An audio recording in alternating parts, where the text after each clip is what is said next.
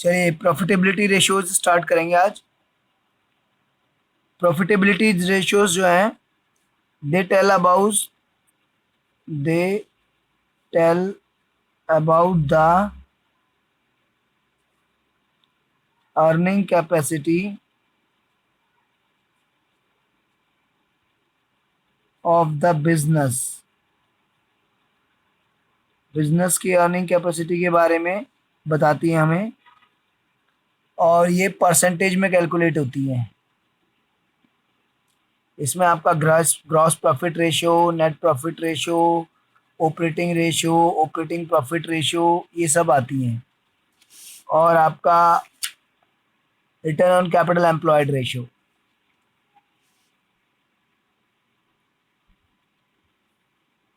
इनको करने से पहले कैसे प्रॉफिट्स कैलकुलेट होते हैं वो एक बार देख लेते हैं। सबसे पहले रेवेन्यू फ्रॉम ऑपरेशन।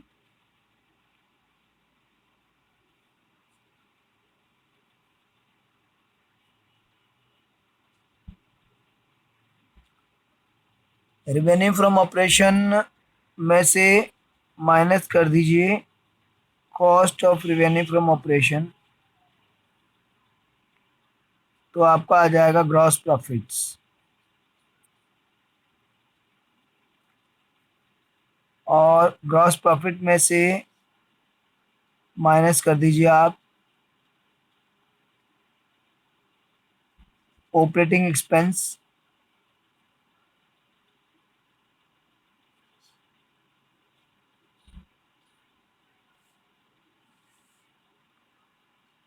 तो आपका आ जाएगा operating profits.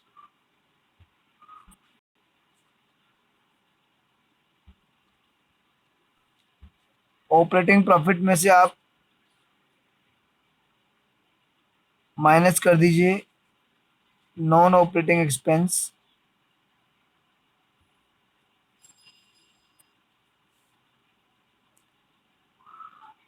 Non operating expense क्या होते हैं? जो बिजनेस के मेन ऑपरेशन से रिलेटेड एक्सपेंस नहीं है। जैसे कि एग्जांपल हो गया आपका loss on sale of machinery,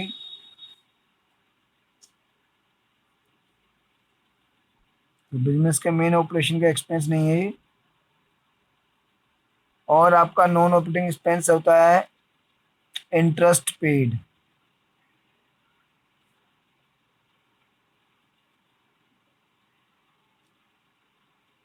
और ऑपरेटिंग एक्सपेंसेस क्या होते हैं?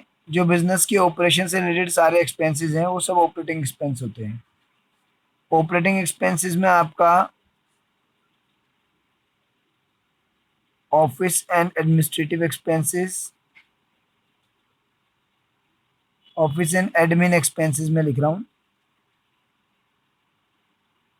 सेलिंग एंड डिस्ट्रीब्यूशन एक्सपेंसेस आ जाते हैं। बिजनेस के ऑपरेशन से रिलेटेड एक्सपेंसेस,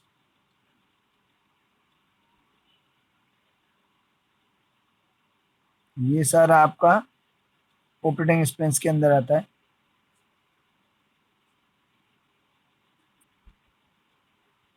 और नॉन ऑपरेटिंग एक्सपेंस में जो बिजनेस के ऑपरेशन से रिलेटेड नहीं है, loss on sale of machinery, interest paid etcetera. और इसके बाद आप ऐड कर दीजिए इसमें नॉन ऑपरेटिंग इनकम्स, जो कि अदर इनकम्स होती हैं। यानी कि मेन बिजनेस की ऑपरेशन से रिलेटेड इनकम नहीं है, कोई अदर इनकम अगर हो रही है तो, जैसे profit on sale of fixed assets, investment,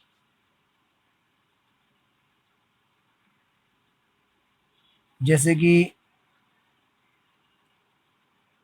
आपका interest received, dividend received etcetera, जो आपने इन्वेस्टमेंट कर रखी है उस पे इनकम है। तो ये मेन बिजनेस की इनकम नहीं है, जो हमारी मेन एक्टिविटी है उसकी इनकम नहीं है। तो ये नॉन ऑपरेटिंग इनकम्स होती हैं। इसके बाद हमारे आते हैं net profits.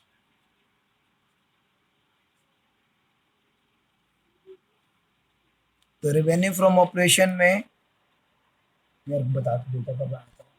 Revenue from operation में से cost of revenue from operation minus कर लीजिए। Cost of revenue from operation आपको पता ही है क्या होता है, ऑलरेडी आप पढ़ चुके हैं। Cost of revenue from operation opening inventories plus net purchases plus direct expenses minus closing inventories.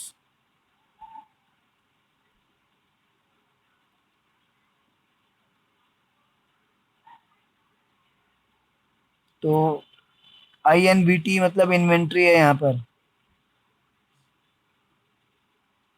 Inventories. तो ये आपका cost of revenue from operation है। तो रेवेन्यू फ्रॉम ऑपरेशन में से जब हम cost of revenue from operation minus करते हैं तो हमारा ग्रॉस प्रॉफिट्स आता है। और ग्रॉस प्रॉफिट्स में से भी जब हम ऑपरेटिंग एक्सपेंसेस को माइनस कर देते हैं तो हमारा ऑपरेटिंग प्रॉफिट्स आता है। फिर ऑपरेटिंग प्रॉफिट्स के बाद जब हम नॉन ऑपरेटिंग एक्सपेंस को माइनस कर देते हैं और नॉन ऑपरेटिंग इनकम को ऐड कर देते हैं तो हमारे नेट प्रॉफिट्स आ जाते हैं।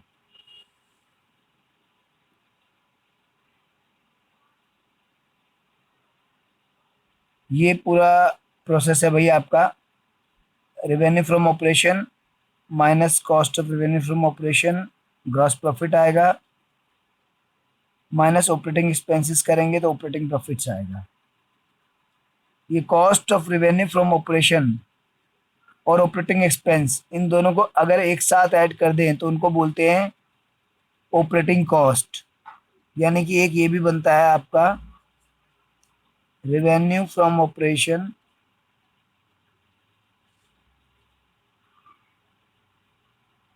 Minus operating cost equals to operating profits.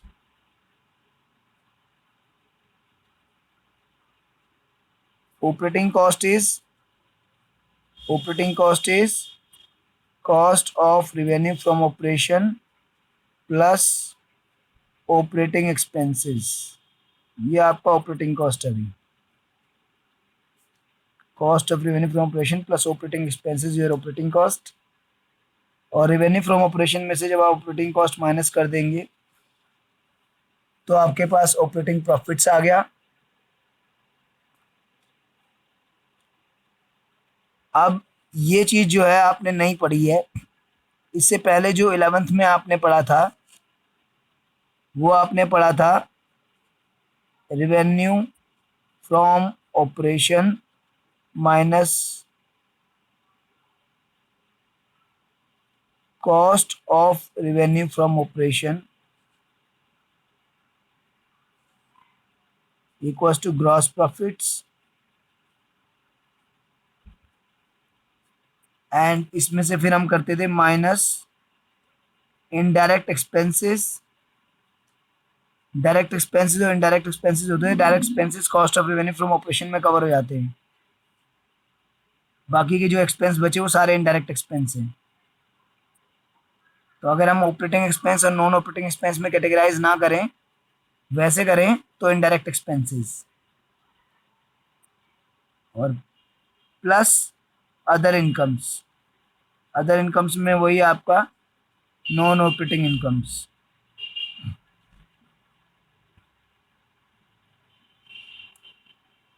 Non operating incomes ये आपका आ गया net profits.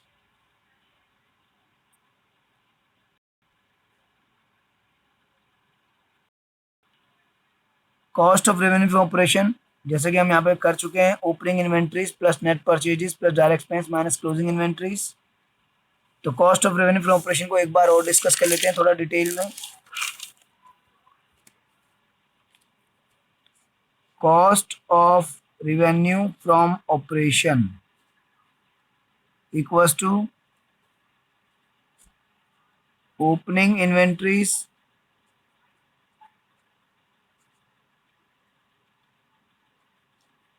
plus net purchases plus direct expenses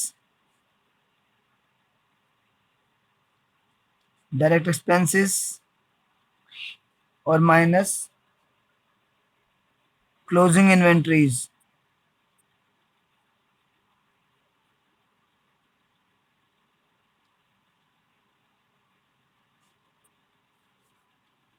opening inventories plus net purchase plus direct expenses minus closing inventories.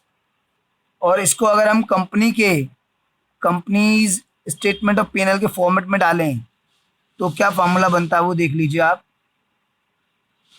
वो आपका बनता है cost of revenue from operation equals to जो inventories हैं उसमें से जो रॉ मटेरियल की इन्वेंट्री है और रॉ मटेरियल की परचेज है अगर वो अलग कर ली जाए तो cost of material consumed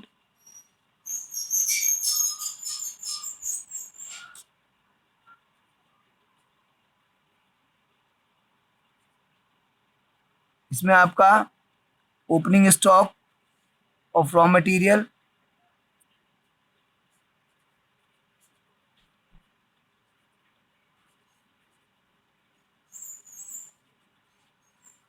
plus net purchases of raw material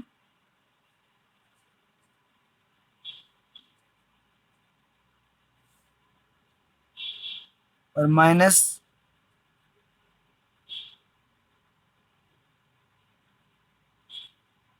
closing stock of raw material.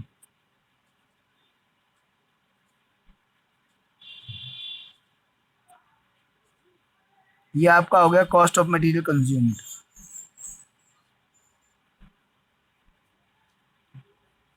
Plus purchase of stock in trade.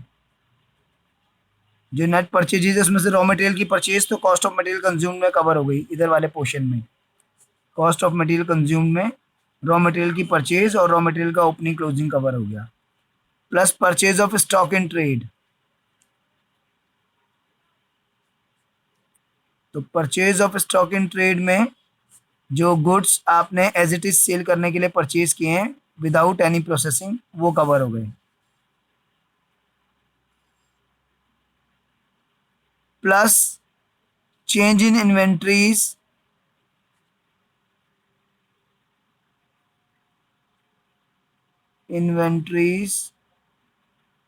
Change in inventories of raw material की तो कॉस्ट ऑफ मटेरियल कंज्यूम में cover हो गई है। Change in inventory of work in progress stock in trade and finish goods. इस type की जो inventories हैं ये मैंने आपको बताया था आपको कि 4 तरह की इन्वेंट्रीज होती हैं। रॉ मटेरियल जैसे मेरी शर्ट की फैक्ट्री है तो मेरे पास जो कपड़ा पड़ा हुआ रॉ मटेरियल, जो शर्ट मेरी स्टिच है पर अभी बटन नहीं लगे हैं वो वर्क इन प्रोग्रेस, जो शर्ट मेरी तैयार है बस सेल होने बची हैं वो फिनिश गुड्स, और जो टी शर्ट मैंने एज इट इज़ सेल करने के लिए खरीदी है जिनमें मैं कोई प्रोसेसिंग नहीं करूँगा वो आपका स्टॉक इन ट्रेड। तो change in inventories of work in progress stock in trade and finish goods. तो चेंज इन इन्वेंट्रीज हमेशा ओपनिंग माइनस क्लोजिंग वैल्यू से निकलेगा, चाहे नेगेटिव फिगर आए चाहे पॉजिटिव फिगर आए। Opening value minus closing value से ही चेंज इन इन्वेंट्री हमें निकालना है और जो भी फिगर आए पॉजिटिव नेगेटिव वो हमें लिख देना है। तो अगर हम इस वाले फॉर्मूले से कंपेयर करें तो यही फॉर्मूला है, बस कंपनी अकाउंट्स में थोड़ा नेम चेंज हो गए हैं। जो opening inventory minus closing inventory है वो चेंज इन इन्वेंट्री के नाम से आ गई है। उसमें से जो रॉ मटेरियल की इन्वेंट्री और परचेज है वो कॉस्ट ऑफ मटेरियल कंज्यूम में कवर हो गई है, बाकी परचेजेस अलग कवर हो गई हैं और जो डायरेक्ट एक्सपेंसेस थे वो आपके वैसे ही ले लेंगे हम लोग, और मिलेंगे कहाँ पर? ये मिलेंगे आपको employee benefit expense and other expense के अंदर, covered in employee benefit expense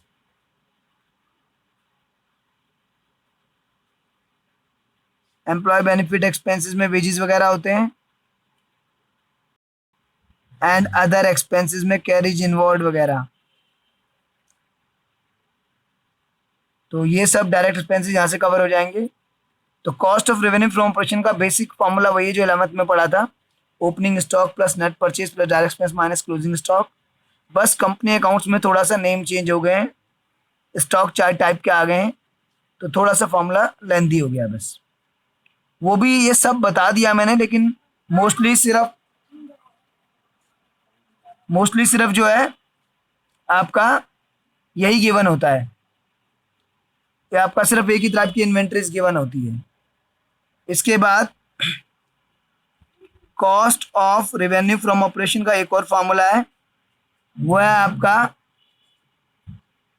revenue from operation minus gross profits. इससे भी आप कैलकुलेट करेंगे तो आपका cost of revenue from operation आ जाएगा। ठीक है भाई, तो ये हो गई बेसिक टर्म्स जो हमें यूज करनी है। अब हम इसके क्वेश्चंस करना 1 बाय 1 रेशियोज करना शुरू करते हैं।